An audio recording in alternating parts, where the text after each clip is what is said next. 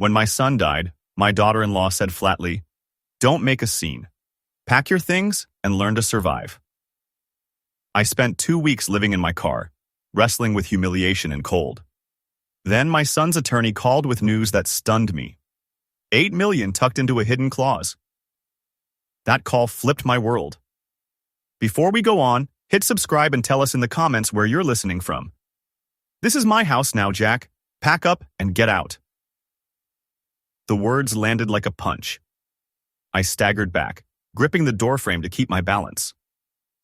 Megan stood in what had been my living room for 3 years, arms folded, new keys twirling from manicured fingers. "Megan, what are you saying? We buried Mark this afternoon." "Exactly." She stepped aside. Stacks of cardboard boxes waited by the window. My things, already packed. "Mark's gone, which means his charity case is over." The boxes were labeled in my late father's handwriting from decades ago. Jack's tools, winter clothes. She'd sorted everything while I stood at the graveside, staged this ambush while I mourned my son. "Let's be reasonable," I managed. "I just need a little time to figure things out." Time ran out the day Mark died. Learn to stand on your own. Her cruelty was precise, surgical. I'd lived here 3 years, recovering from my stroke. I'd thought this was home. The guest room where I'd relearned how to walk. The kitchen where Mark and I shared Sunday breakfast. Overnight, it all felt foreign. A knock jolted me. Megan's smile turned predatory as she opened the door. "Peter, perfect timing." The lawyer stepped in, briefcase in hand, expensive coat dusted with February snow. Peter Shaw Stern, polished. I recognized him from Mark's business dinners. He avoided my eyes as he set legal documents on the coffee table. "Mr. Harris, everything is in order. You have 30 minutes to gather your things and vacate." 30 minutes? My voice cracked. "I've lived here for 3 years." "As a guest," Megan cut in. "Mark's guest. The property belongs to me now, and you're trespassing." Peter adjusted his glasses, still not looking at me. "The will was probated yesterday. Mrs. Harris inherits all assets. This is lawful." The room tilted. "Yesterday? While I was picking flowers for my son's funeral, you were claiming your prize." The boxes made sense now. She knew the timeline down to the hour. "Where am I supposed to go?" "Not my problem." Megan lifted a box, my father's old photo on top. "Figure it out like everyone else." She carried it outside and dropped it on the concrete. The bang echoed down the block. The photograph skittered across the sidewalk. My father in uniform, grinning at the camera. I scrambled after the pieces as Megan returned for another box. "This is madness," I said, following her. "Mark would never have wanted this." "Mark's dead." She upended another box, my medication scattering over the driveway. "And I'm done pretending to care about his broken-down father." The words burned, but her efficiency scared me more. No emotion, no hesitation. This wasn't grief. This was calculation. She'd waited for this moment. Peter came out with more boxes, loading them into my Honda Civic's trunk. The car Mark had bought me after the stroke, when I couldn't handle my old pickup. Now it was my only shelter. "Please," I said, as they stacked boxes in the back seat, "just until I find a place." "No." Megan slammed the door. "You've had 3 years of free rent. Time to pay your own way." A pill bottle rolled under the car. I knelt, joints protesting, and fished it out. When I stood, Peter held out a business card. "Storage facilities," he said quietly. "If you need something short-term." Megan snatched the card. "He doesn't need solutions. He needs to leave." The last box held my stroke therapy gear resistance bands, grip trainers, the tools that helped me relearn how to write. Megan dumped it carelessly, content spilling across the seat. "Keys," she demanded. Numb, I handed over the house key. She tested it in the lock immediately, then dropped it into her purse. That tiny motion final and brutal hit harder than everything else. 5 minutes. Then I call the police. I climbed into the Honda, hands shaking as I started the engine. In the rear view, Megan shut the door of what had been my home. New locks clicked in place. The car rolled into the February dark, and I had nowhere to go. The Honda's engine hummed through empty Chicago streets as shock gave way to cold reality. 9 p.m., No bed. The heater barely worked. I'd already spent an hour driving aimlessly, burning gas I couldn't spare. Walmart on West Addison felt like Salvation bright lights, cameras, other cars scattered across the lot. I parked toward the back, far from the entrance but close enough to feel watched. The seat reclined maybe 30 degrees. My spine ached already. February 15th became the longest night of my life. I dozed in fragments, waking hourly to run the engine for heat. Around 3 a.m., a security guard tapped on my window. A kid, probably doing this between college classes. "You okay, sir?" "Car trouble," I lied, waiting on a tow. He nodded and moved on, but I knew I couldn't stay long. By dawn, my neck was locked and my left leg numb. The stroke's aftermath punished stillness. The McDonald's on Cicero opened at 6. I bought a coffee and washed my face in the tiny sink, brushing my teeth over the basin. The mirror showed a stranger stubbled, hollow-eyed, still in yesterday's funeral suit. The woman cleaning tables kept glancing over with quiet pity. Social services downtown opened at 9. I waited 3 hours while younger people with kids were called first. Finally, a tired woman with kind eyes reviewed my file. "Mr. Harris, senior housing has a 3-month wait. Emergency shelters mean out by 7 a.m., back after 5. No storage for belongings. 3 months. I had maybe $200 cash and a car stuffed with my life. My meds cost $60 a month and gas wasn't optional. Anything short-term? Family assistance programs, but you'd need a relative." She paused. "I'm sorry. Your son was your only listed contact." Walking back to the car, memories ambushed me. Mark at 25, nervous about launching his consulting firm. I'd given him $15,000 from my retirement, everything I had to cover the first office in River North. He hugged me, promised he'd pay it back. He never did. Not because he was ungrateful, but because we both knew it wasn't a loan. It was a father's stake in his son's future. That future died with him. Night 2, I tried a different Walmart in Berwyn, hoping to avoid the same guard. I parked between 2 trucks, less visible. The battery worried me. Running the heater in bursts would kill it eventually, and I couldn't afford a jump. I rationed heat 15 minutes every hour. My joints stiffened, and I was running low on the meds that had spilled during the eviction. Sleep came in shivers.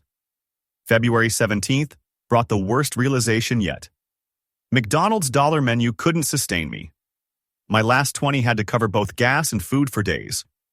I bought a single burger and stretched it for an hour. Another memory hit. Thanksgiving, 2 years ago.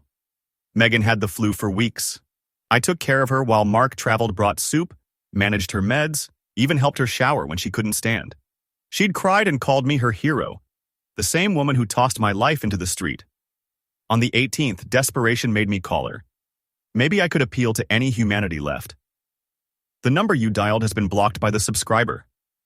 Not disconnected, blocked. She'd cut off that path too. This wasn't panic. It was a plan. Megan had been removing Jack Harris from her life one step at a time. Sitting in the parking lot, clarity finally arrived. She hadn't acted on impulse. She'd timed my eviction to the hour. Every exit sealed. The realization didn't break me. It sharpened me. For the first time since Mark died, my mind felt clear. The shock was wearing off. Underneath it, something harder was waking up. I drove to the Harold Washington Library Center. Tomorrow they'd open, and I could think in warmth, research rights, figure out options. That night, settling into the car for another sleepless stretch, I made a promise. Megan thought she'd crushed a broken old man. She'd just awakened someone else entirely. The main library became my refuge, warm, quiet, public computers, bathrooms that felt like luxury after 3 days in a car. I arrived at 10, claimed a corner table, and started reading about what Megan had done. Illinois inheritance law was tangled, but one point was clear. As Mark's widow, she inherited everything unless he'd made other arrangements. Between marriage rules and how assets were titled, the house, investments, even his business, everything flowed to her. But something gnawed at me. Mark was methodical about money. He'd shown me insurance policies, investment statements, always explaining the plan. Would he really leave me unprotected? The library's legal database gave me public records. I searched for the will, but probate showed only the basics. Megan as sole beneficiary, estate valued at $3 million. The house alone was worth $800,000. My son had been wealthier than I'd realized.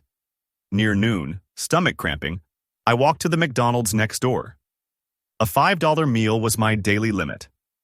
As I ate slowly, I found a business card in my wallet. Alan Price, family law, and estate planning. Not Peter Shaw, a different lawyer entirely. Back at the computer, I looked up Price's firm. Established, respected, known for complex family trusts. Why two lawyers? The afternoon brought more questions. Mark's company, Harris Reed Solutions, was co-founded with a partner named Tom Reed. The website looked sharp, client list impressive, an office downtown. Yet the probate filing said Megan now owned Mark's share outright. Did Tom know he suddenly had a new partner? By closing time, I had more questions than answers. Mark had been private about business, but fiercely protective of me. The methodical care during my rehab. The gentle insistence I live with him while I healed. That didn't sound like a man who'd leave me homeless. Night 4 was the coldest. Snow dusted the windshield, a lid on a metal box. But the discomfort couldn't dull the purpose building inside me. Friday morning, I dug into Peter Shaw's practice high-end divorces, asset protection, some corporate work. Nothing about family estate planning. Why would Megan choose him over Alan Price? Unless she didn't know about Price. The thought hit like electricity. What if Mark kept some arrangements separate? Business owners often set up trusts or structures their spouses didn't control, especially if the marriage raised concerns. I searched deeper and found Harris Reed's partnership filings. Technical language, but one clause leapt out. Provisions for a partner's death that protected operations independent of probate. My heart quickened. If Mark had structured things carefully, Megan might not own everything she thought she did. Around lunch, I made a decision that scared and thrilled me. I used the library phone to call Alan Price's office. Price, Morgan Co. How may I help you?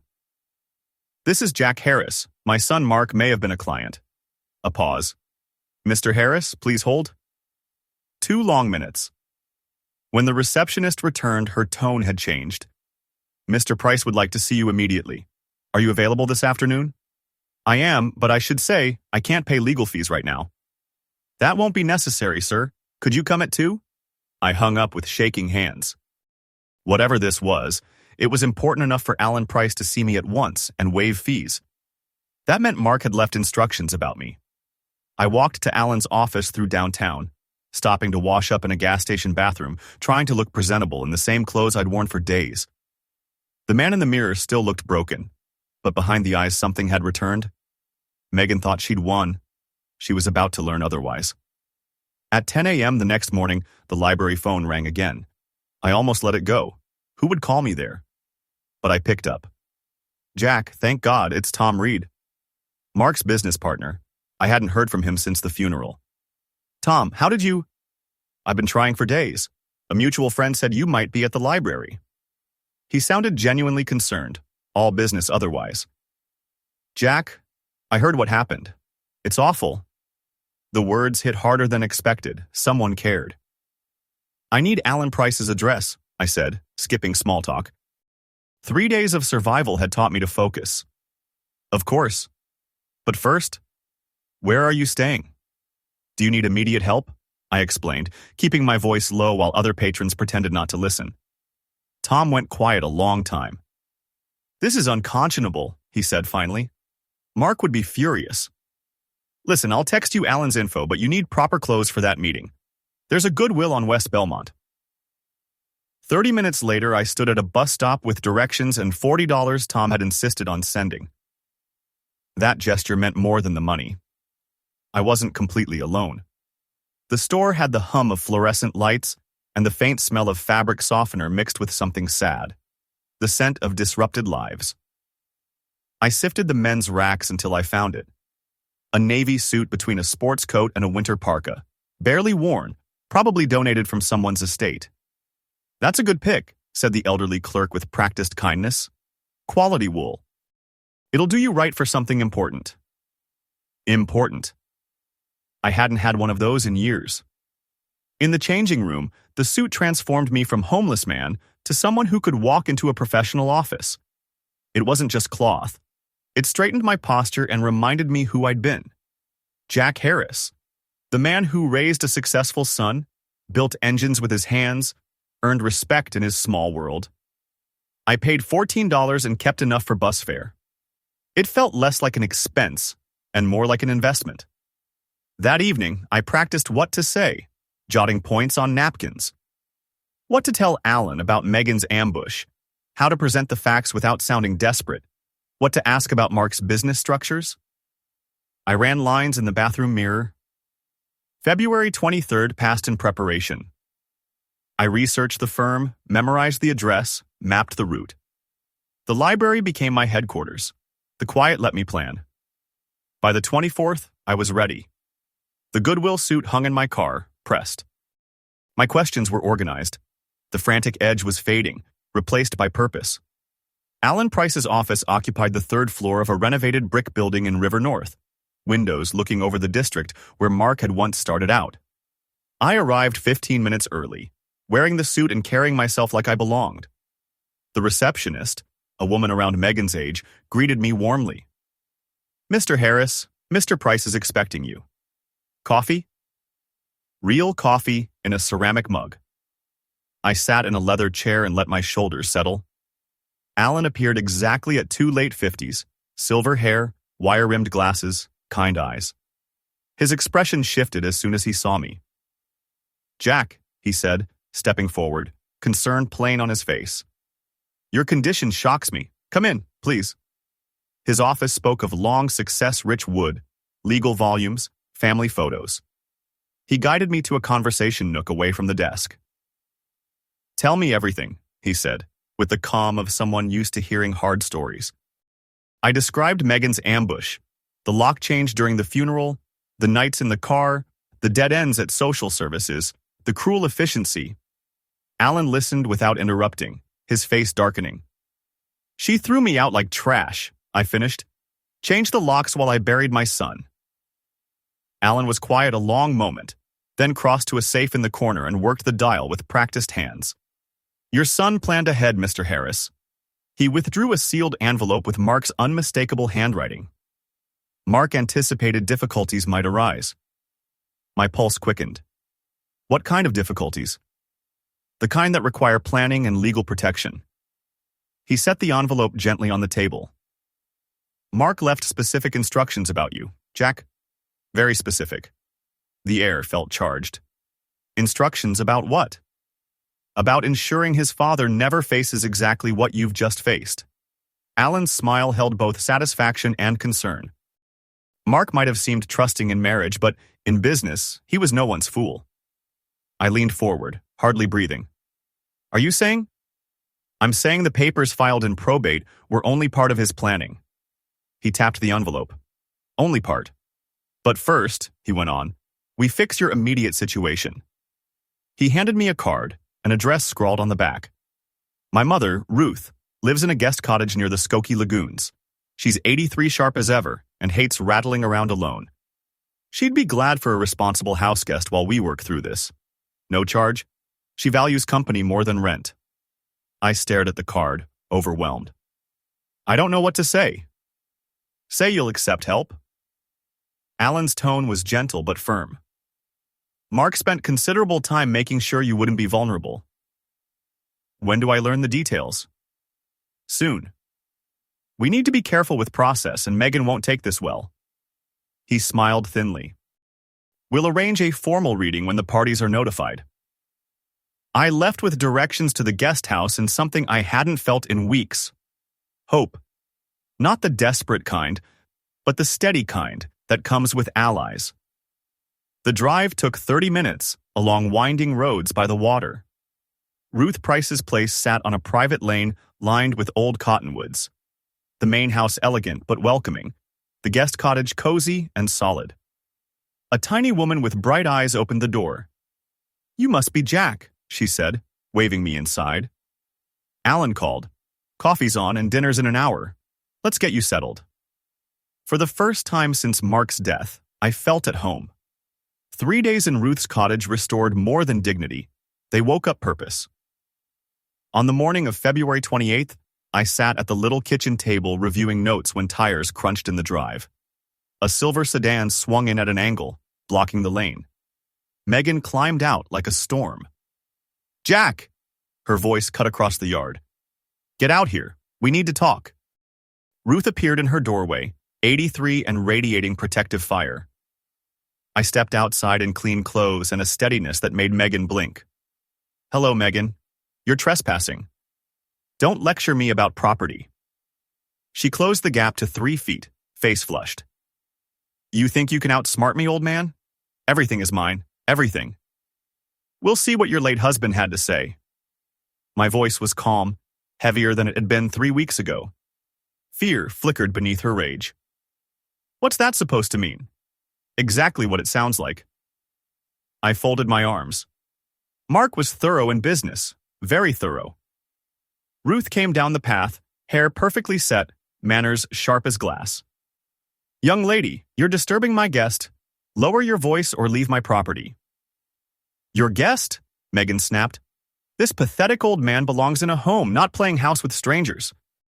That pathetic old man," Ruth replied coolly, "served his country, raised a good son, and deserves basic decency, which you seem short on. And I'm not your grandmother, thank goodness." "You have no idea who you're dealing with," Megan hissed. "I have lawyers. I have orders. I'll bury you in paperwork." "Bring them," I said quietly. "Bring everything. We'll be ready." The certainty stopped her cold. For weeks, she'd faced a broken man. Now she faced someone with information and allies. "What do you know?" she whispered. "What did that fool husband tell you?" "Nothing," I said. "He told his lawyers plenty." Her eyes widened as the implications landed. Mark had documented everything. If he suspected anything about the marriage— "You're bluffing," she snapped. "Mark trusted me."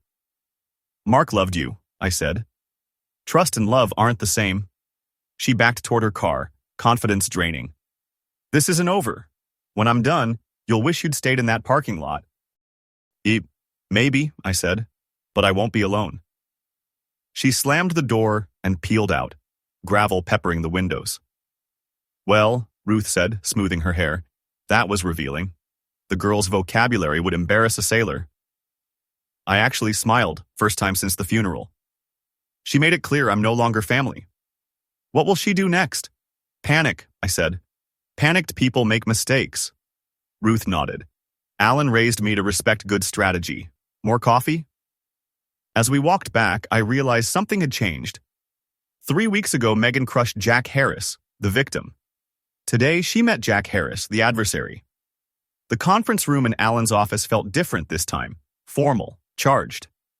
At exactly 3 p.m. on March 3rd, we sat around the polished table. Megan wore her sharpest black suit, confidence back on her face. Peter took a seat beside her, legal pads out. I sat across in my Goodwill suit, steady. Alan began smoothly. "We're here to read the last will and testament of Mark Harris, dated September 15th, 2023.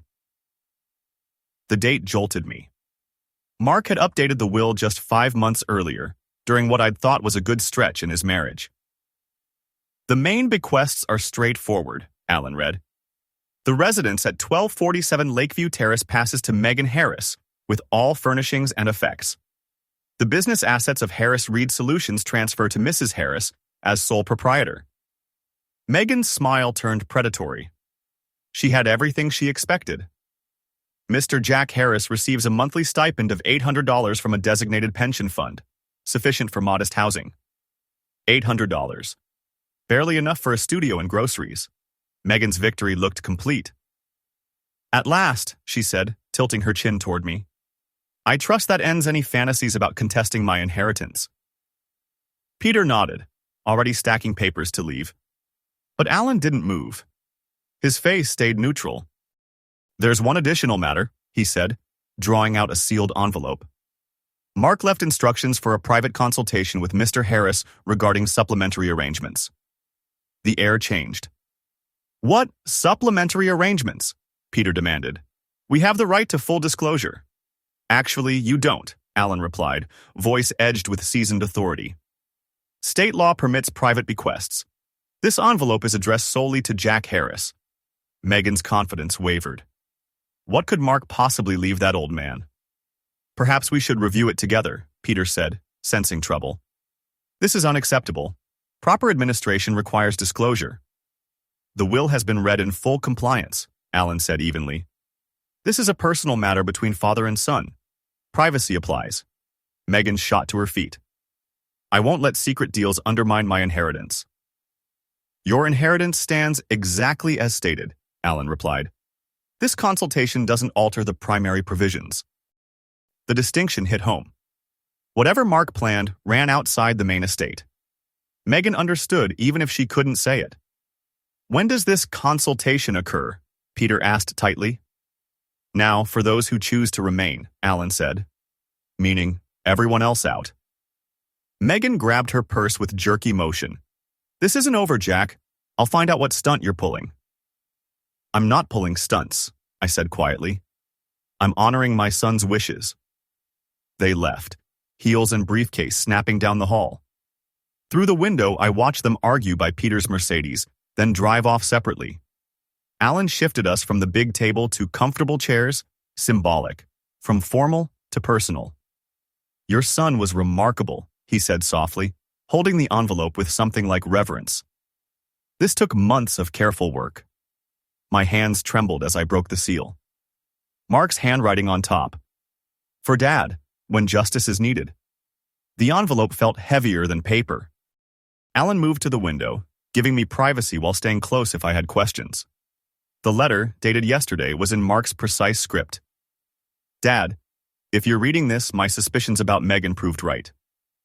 I'm sorry I didn't confront her. She's more dangerous than you realize. Instead, I built a financial structure to protect you from her final blow." Final blow. He'd known something terrible was coming.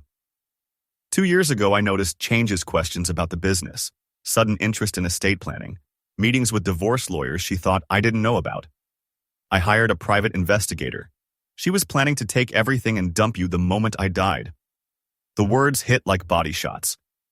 2 years, and he'd carried it alone. I couldn't prove it legally, but I could prepare. The main will gives her everything she expects, the house, the business enough to satisfy her greed. But I moved the real assets offshore through a web of lawful instruments. $8 million, Dad, accessible only through your biometrics. 8 million. The number wouldn't settle. Alan sat beside me. "Want me to explain the mechanics?" I nodded, stunned. 18 months of structuring, he said. Swiss banks, Cayman accounts, layered trusts in multiple jurisdictions. Elegant and simple at the same time. Everything requires your fingerprint and retinal scan. She can't touch it. She doesn't even know it exists. The probate estate she got is roughly 10% of Mark's actual wealth. The rest is legally yours. I returned to the letter, eyes blurring. "Forgive me for keeping this from you. I hoped I was wrong that she'd deserve the love I gave her. But I couldn't gamble your safety. You gave up everything for me, your retirement, your dreams, your independence. This is how I make sure you never depend on anyone's kindness again." I thought of the $15,000 I'd handed him. He hadn't forgotten. "There's more," Alan said, setting a small device on the table. He left a video for this moment. The screen lit. Mark looked straight into the camera. The intensity I remembered from his presentations. "Dad, forgive me for hiding the truth about Megan. Watching her use you while planning your destruction was the hardest thing I ever endured. But this plan protects you from her last strike and gives you power she never expected." He paused, emotion raw. "I love you more than I can say. You taught me honor and sacrifice. Now let me protect you." Silence followed, my breathing ragged. "What now?" I managed. "Tomorrow we go to the bank," Alan said. "A safe deposit box has access codes and next steps. And Jack." He met my eyes. "This isn't just money. Mark left you tools for psychological warfare. He wanted you to have every advantage." I folded the letter, understanding for the first time that my son's love had turned me from victim into something else. Then let's give Megan exactly what she earned. The next morning, Alan drove us to Great Lakes First Bank downtown, marble lobby, and old money hush. The banker Karen Ford handled us with practiced discretion. "Mr. Harris, your son prepared thoroughly," she said, guiding us into the vault. "The scanners are calibrated to you. Steel walls, layered security, absolute privacy. Box 1247 chosen to match the Lakeview address where Megan now sat in ignorant triumph, held the change of everything. Inside, routing numbers for accounts in Switzerland and the Caymans, trust papers naming me sole owner, and a device labeled Final Instructions. "I'll give you privacy," Karen said, stepping away. Alan stayed while I pressed play. Mark appeared again, voice more strategic now. "Dad, if you're here, you've accessed the protection, but money alone won't deliver justice. Megan shredded your dignity because she thought you were powerless. Time to prove her wrong." The screen shifted to photos and documents. Megan meeting divorce lawyers 6 months before Mark died. Records of attempted asset transfers. Emails where she wrote about me with venom words so cruel I flinched. "She called you the worthless old burden," Mark said quietly. "Said disposing of you would be like cleaning up after the funeral. I documented everything, every plan, every insult. Use this wisely. She respects only power and fears only exposure." The video ended with one more line. "You raised me to fight fair, Dad. Now fight for yourself." We were back at Ruth's by noon. Edith no, Ruth poured tea without asking. Alan spread documents on the table. "Yesterday, Megan had everything," he said. "Today, you hold every card, and she has no idea the game changed." That afternoon, I studied every page Mark had compiled. The pattern was crystal. For 2 years, Megan had prepared to erase me the moment Mark died. Nursing homes, competency claims, guardianship petitions. But she underestimated a father's love and a son's foresight. March 5th passed in preparation. I memorized numbers, rehearsed calm delivery, readied myself for psychological war. Ruth ran practice conversations with a sharp tongue and a lawyer's mind. "Confidence, Jack," she said over dinner. "Her weapon was your desperation. Remove that, and she's the one scrambling." By March 6, I was ready. The broken man Megan kicked to the curb was gone. In his place stood someone with resources, allies, and a plan. One that would leave her exactly where she left me. Powerless. Alan called that evening. "Meeting tomorrow afternoon. I told Peter we found irregularities. They'll come spoiling to fight your consultation. Instead, they'll meet a different Jack Harris. I spent the night organizing exhibits. Tomorrow would test whether justice meant anything." Legal papers landed at Ruth's on March 7th, delivered by a process server who apologized. Peter had filed to have me declared incompetent, asking for court-appointed guardianship. "They're desperate," Alan said, flipping through. "Fishing expeditions like this usually blow back." The court-ordered evaluation took place 2 days later at Chicago General Hospital. Dr. Patricia Martinez ran 3 hours of testing. "Mr. Harris is fully competent," she told Alan afterward. "Above-average cognition for his age, excellent memory, strong problem-solving. Whoever suggested incompetence doesn't know this man." While I cleared the exam with room to spare, Peter scoured Chicago for anyone willing to trash my character neighbors, Mark's associates, even staff at the McDonald's where I stretched meals. It backfired.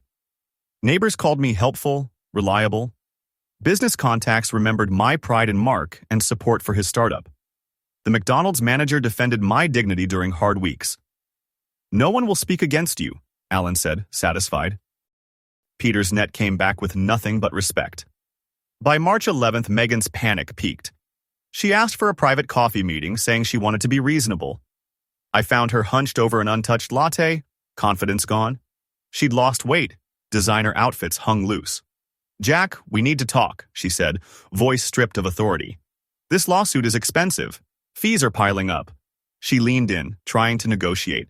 "How much do you want? 50? 100? Just drop whatever you're planning." The offer revealed everything. She sensed I had resources, but couldn't imagine how much.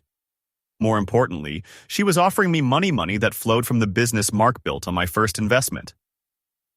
You think this is about money, Megan?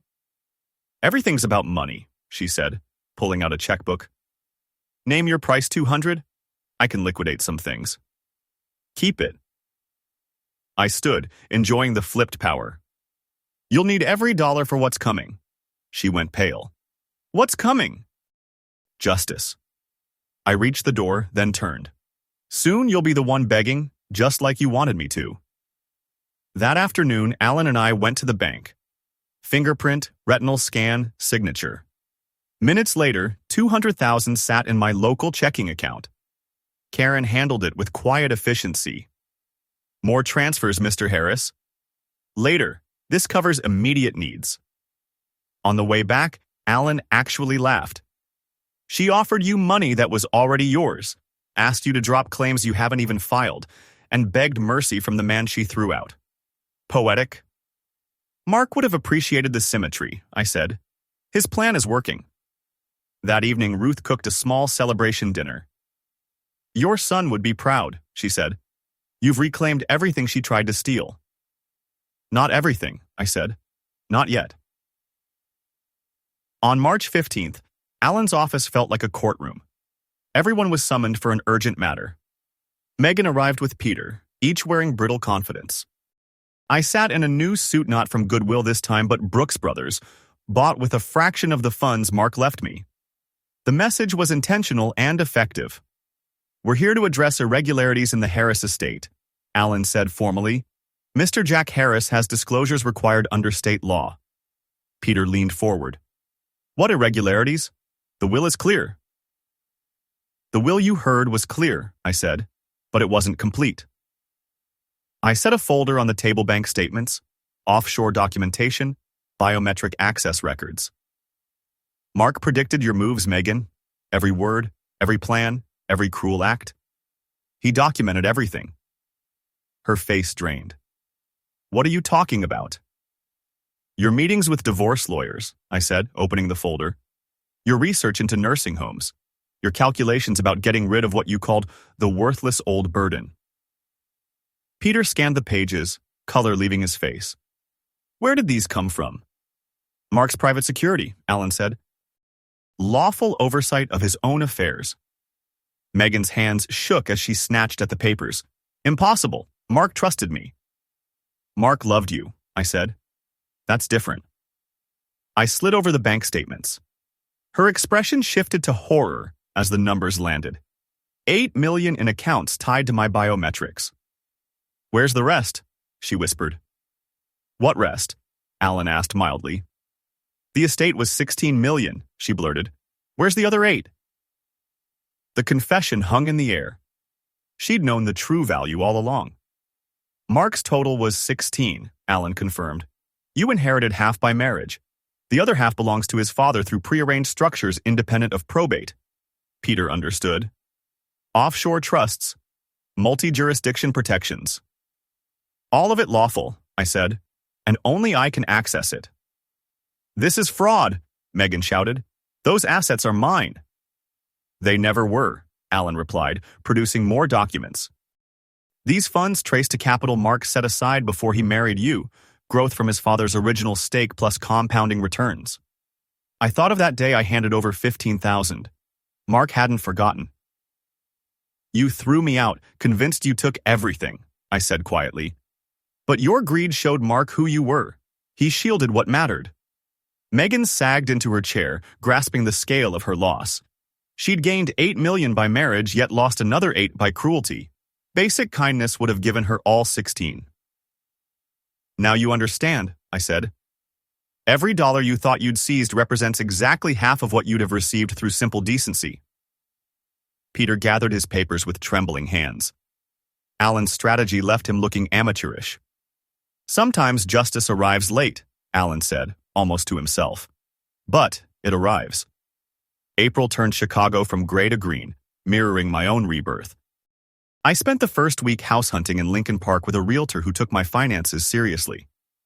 I bought a Victorian on a corner lot, lined with old elms wraparound porch, bay windows, quiet confidence. It cost $800,000, exactly what Mark's old house had been worth, the one Megan now struggled to carry. "Congratulations, Mr. Harris," the realtor said. "You'll love it here." Move-in day brought professionals to carry pieces I'd chosen carefully, furniture that reflected taste instead of survival, artwork that sparked joy, a home office to manage investments rather than crisis. Ruth came by to bless the library where Mark's business books shared shelves with volumes I'd always meant to read. "He'd be proud," she said, running a hand along the spines. "He did this," I said. "Every comfort, every moment of peace, that's his gift." Meanwhile, Megan's life collapsed under its own weight. She listed the Lakeview house at a discount. Urgency and debt outpaced value. Peter's reputation sank after his blunders. Clients drifted. Alan visited often part legal counsel, part friend. "There's symmetry here," he said one afternoon in my sunroom. "She ends up with what she tried to give you: homelessness, insecurity, isolation." "Consequences," I said. "I didn't cause her fall. Her choices did." Our final meeting was a chance encounter outside the courthouse in late April as Megan filed bankruptcy. She looked spent, designer habits, traded for discount racks, confidence gone. "Jack, please," she said, approaching carefully. "I know I made mistakes. I just need a little help to get back on my feet." 3 months earlier, I'd begged her for mercy and got cruelty. Now she stood in my old shoes, asking for what she'd denied me. "Learn to survive on your own, Megan," I said, giving her words back to her, without malice, but with finality. "Figure it out like everyone else." Her face crumpled as she heard her own voice echoed.